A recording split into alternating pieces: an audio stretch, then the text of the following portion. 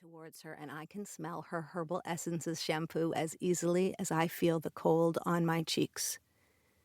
Bugsy flashes me her thin-lipped grin, and another squeal pierces the air. I feel a bit hysterical inside, like how it used to be, when we'd sit here for hours, talking shit, sucking on slushes and throwing stones. Curling the glass in my hand, I look up to the cold, wide sky. On my 14th birthday, we drank a bottle of vodka here. After we'd finished it, I smashed the bottle across the rails, ricocheting glass. I shake my head, not wanting to think about that night. An old instinct, what we did back then too. We shook the pain off by laughing and smoking and making fun. Everyone knows a girl has to be killed before she's taken seriously. Anything less is just called growing up. I look down the tracks, and I'm alone again. The ghosts of my girls are gone. But in my palm, there's proof. This was us. We were here. It happened. Chapter 2, 1991.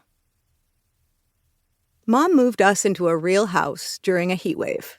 When everyone else was living at the river, drinking warm root beer and languishing in inner tubes, in the 2 hot months before high school started, she packed up our Hyundai Pony and drove us load by load from our trailer in the bush, along the river and out of Ashton Creek to Armstrong, a farming town we'd never seen before, an hour away.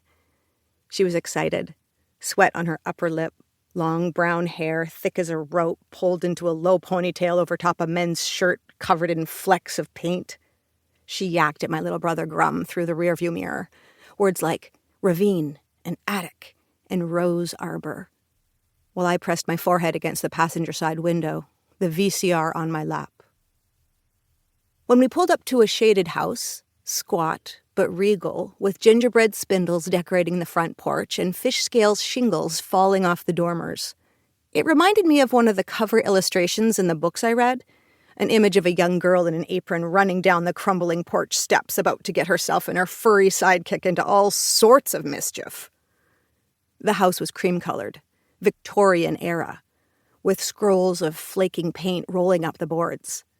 The window trim and doors, painted a dark brown, were shedding too. Grub rode his BMX bike across the overgrown yard yelling, "We're rich!" while Mom began to tug at the vines of wisteria that had spread across this real-life doll's house. When they linked elbows and began discussing a spiffy new paint job as a way of properly introducing ourselves to our new town, I set down the driveway to explore Armstrong by myself.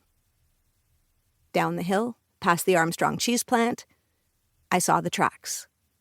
They were raised up off the road, set high along a gravel embankment. From where I stood across the street, I could only see flashes of metal through the brown grasses. The road continued its descent toward a few small buildings, which made me think that if I climbed up onto the tracks, I'd be able to get a view of the whole town. I crossed the road and scrambled up the scree, grabbing choke grass for the final heft onto the rails. The tracks were shiny and dry, partially shaded by blackberry bushes, so the heat throbbed less. I peered across to where I'd just been, the cement cheese plant with 4 chimney stacks on its roof, billowing out a thick tang, the park roped off by a rusty chain.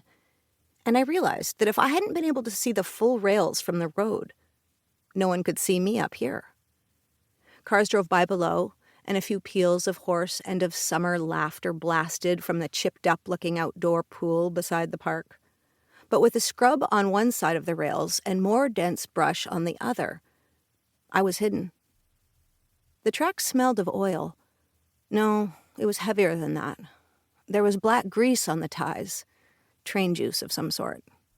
I looked towards the heat shimmering off the asphalt and the flat-roofed buildings in the distance and changed my mind. Instead of discovering our new town, I turned towards the protection of the trees. Following the curve of the rails, away from the park and the pool and the new town noises, I headed into a tunnel of maples, which brought immediate shade. The large spikes that attached the rails to the sleepers were almost hidden by the dandelions growing between the cracks, making them feel old and unused.